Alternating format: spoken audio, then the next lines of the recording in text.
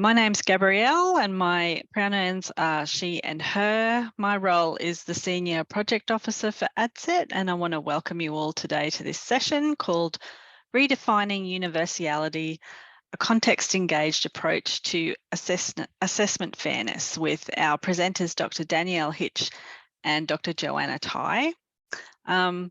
Please note the requirements for captioning and etiquette on our homepage, our UDL Symposium homepage.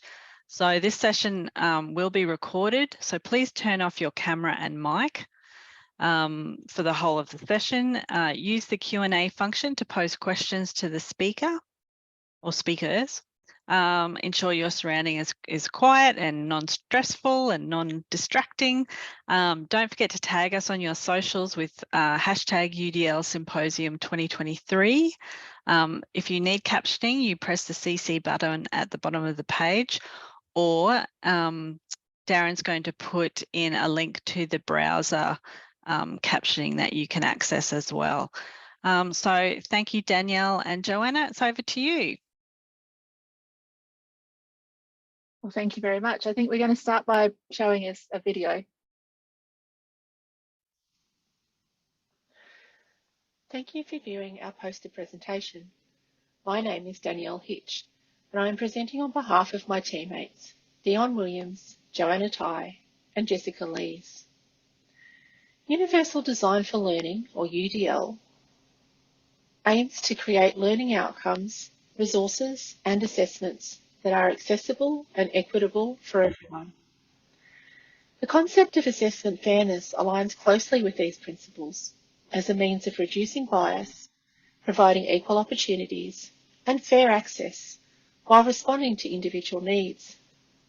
All assessments occur in complex and dynamic contexts, which encompass individual factors, environmental factors, and activity or task factors.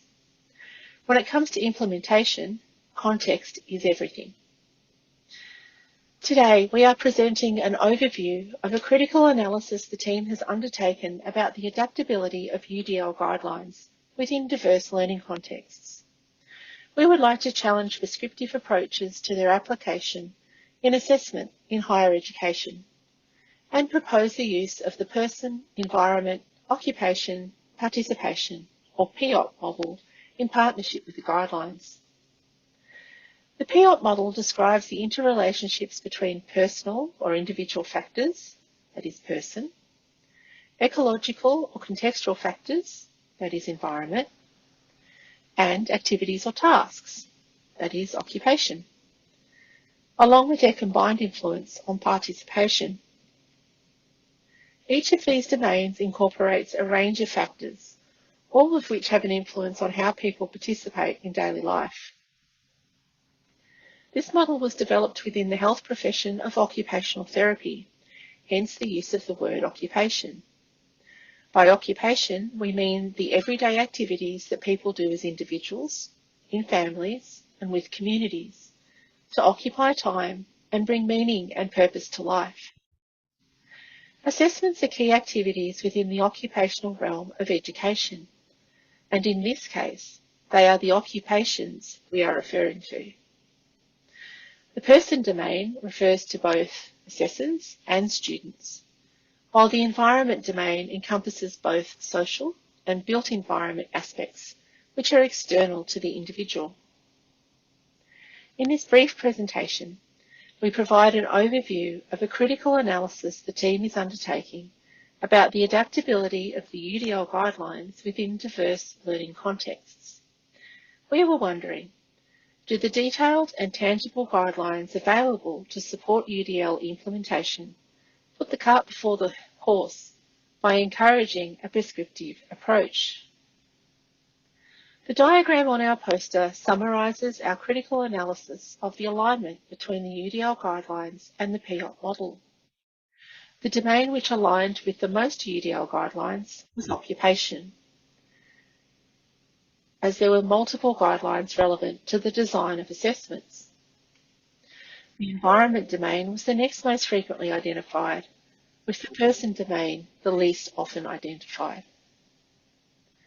The main aspect of the person domain relevant to assessments were guidelines around the development of personal qualities and beliefs supporting assessment success. These included self-assessment, reflection, perseverance, and resilience. Another example is engagement with subject phobias.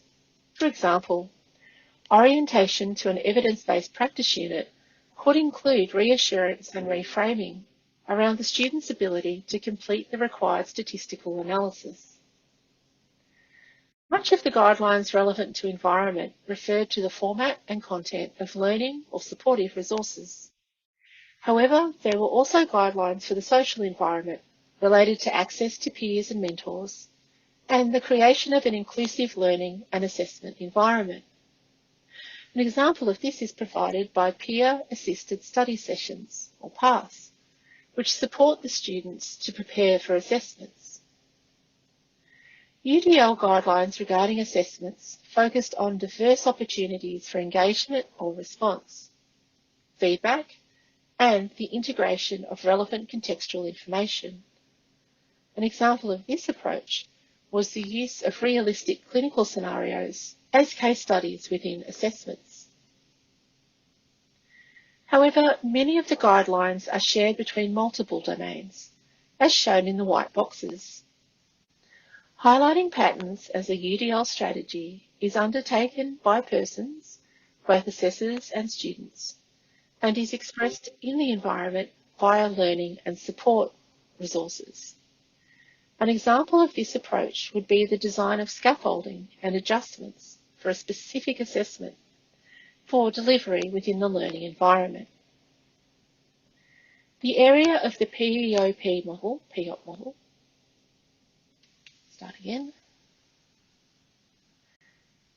The area of the PEOP model where most of the UDL guidelines aligned was the overlap between the person and the occupational domains. This is not surprising given the focus of UDL on meeting the needs of diverse learners. The active involvement of students in assessment, goal setting, assessment design, and contributing personal responses is advocated to promote engagement. But these measures can also promote fairness by ensuring the student voice is heard at all stages of assessment. Another example, implemented in many health professions courses, is explicit references to existing knowledge and prior learning by asking students to reflect on clinical placements as part of their assessment response. All three domains combine to result in participation. In this case, assessment participation. Participation is an emergent property which results from the complex interaction of the guidelines within and between the PEOP domains. Emergent properties are self-regulating because modifications of one domain or guideline will inevitably influence the other domains or guidelines. This more accurately reflects the complexity of assessment fairness than a prescriptive application of the guidelines, where A is thought to result in B. Using the UDL guidelines together with the PEOP takes advantage of the best features of them both, the specificity of the guidelines, and the complexity of the PEOP model. The interdependence between the domains of the PEOP provides the flexibility required for solutions tailored to different learning contexts. Without this flexibility, implementation of the UDL guidelines continues to suffer from a lack of engagement with context. Our original question about putting the cart before the horse challenges the prevailing assumption that the UDL guidelines are applicable and relevant across all learning environments. We argue that to be truly universal, the UDL guidelines must be responsive to both the assessment needs of individual learners and their broader learning context. The guidelines are very detailed when it comes to assessments as an occupation, but are less comprehensive in regard to person or environment factors. While all domains may not need equal detail, we are potentially missing opportunities to develop personal and environmental strategies that promote assessment fairness, when most of the focus is on the assessment itself. In conclusion, We would challenge prescriptive approaches to the UDL guidelines for assessment in higher education. A context-engaged approach using the person, environment, occupation, participation PEOP model can be applied in partnership with the guidelines. Assessment fairness is a very complex concept and issue, with fuzzy boundaries with many other related concepts. Engaging more fully in the broad context for assessment, beyond the characteristics or approach adopted for the assessments themselves, will promote fairness in a more holistic manner. Rather than matching strategies to specific guidelines, the PEOP model encourages educators to look for opportunities to address multiple domains simultaneously. In this way, educators can approach universal design as a practice occurring within a multidimensional context. Complex issues need complex solutions, and further development of the person and environment aspects of the UDL guidelines is recommended. Thank you for your time.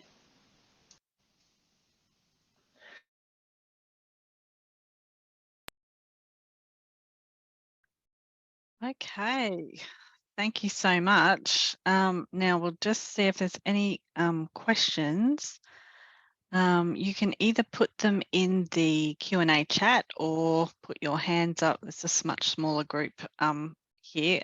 Put your hands up and we can answer them live.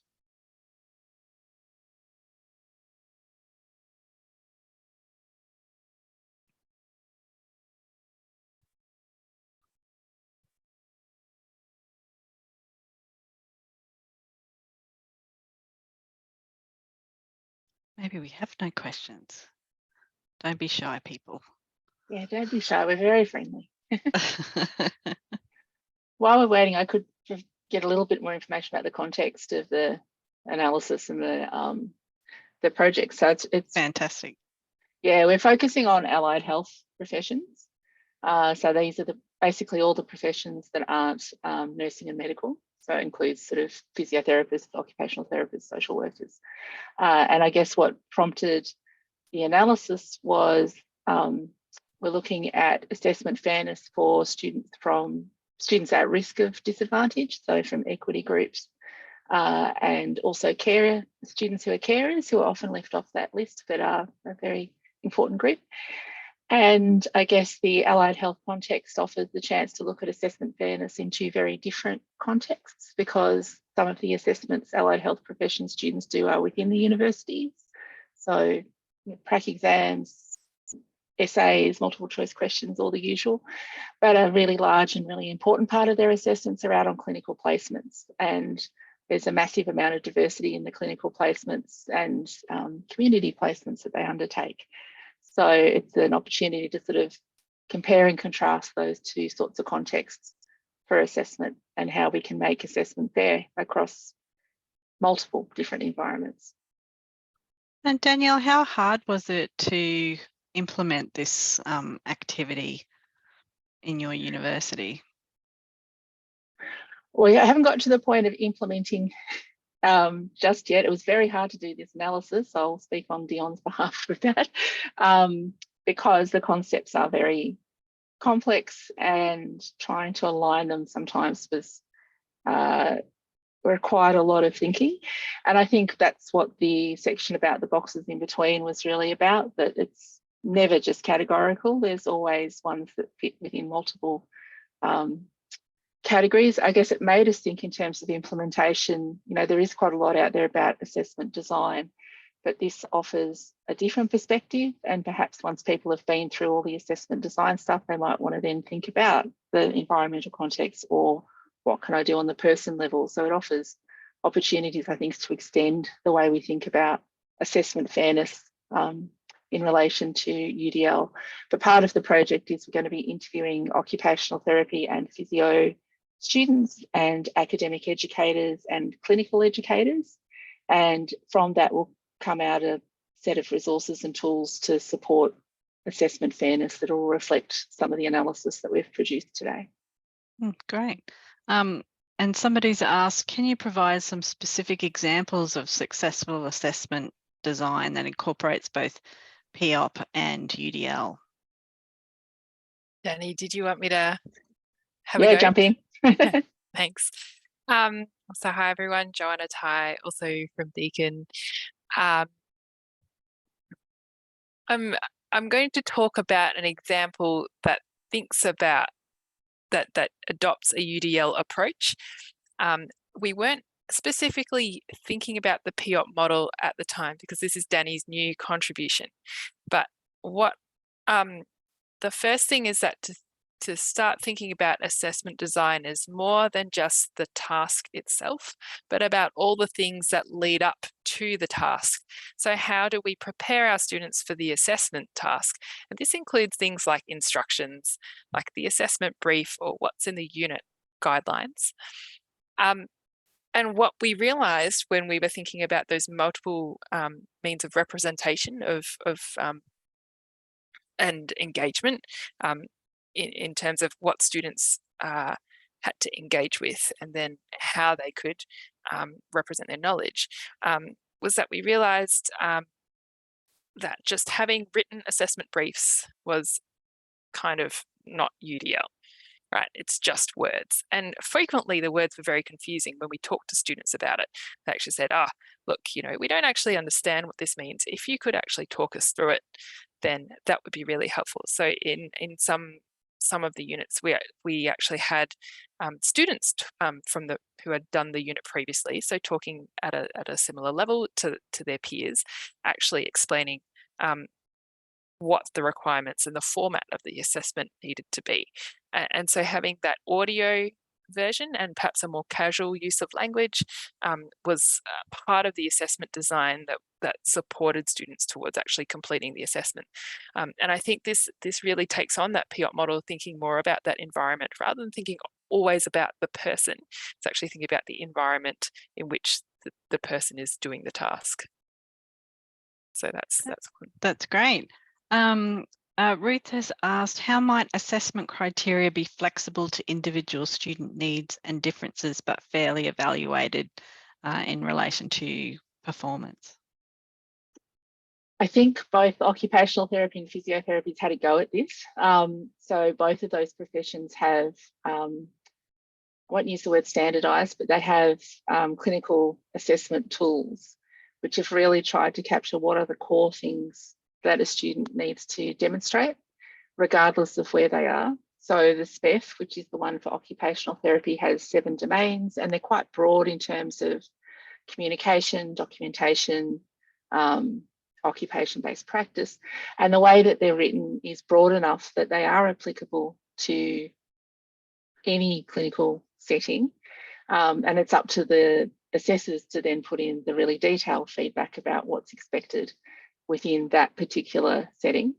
And one of the big challenges with the SPEF anyway, and I think it's the same for physio, is that students are assessed at halfway and then they're assessed at the end of their placement as well, and trying to discern what are the expectations of where you'll be at halfway and what are they at the end. If someone passes something at halfway but makes no further progress, they'll fail it at the end. That was one of the really big things. So it wasn't necessarily about the context itself, it was about the assessment over time and expectations, which are very different depending on where you are and where you are in the course too, whether you're a first year or versus a fourth year. So both of the professions have had a go at that. Yeah. And there's still working it out. Still working it out. It's pretty complicated.